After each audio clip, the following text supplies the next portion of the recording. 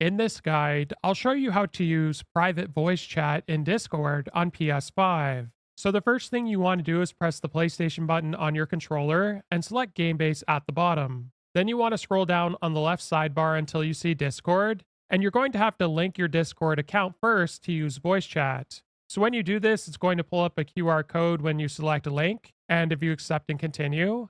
Now, me personally, I like to use the Discord app on my phone, but you can use a web browser as well. So, what you want to do on the Discord app is select your profile picture in the bottom right corner, and then select the settings cogwheel in the top right corner, and scroll down under account settings until you see scan QR code. Now, what I'm going to do is scan this QR code, and it's going to ask me to authorize, which I'm going to do now. And when I do this, it should automatically sign me in on PS5.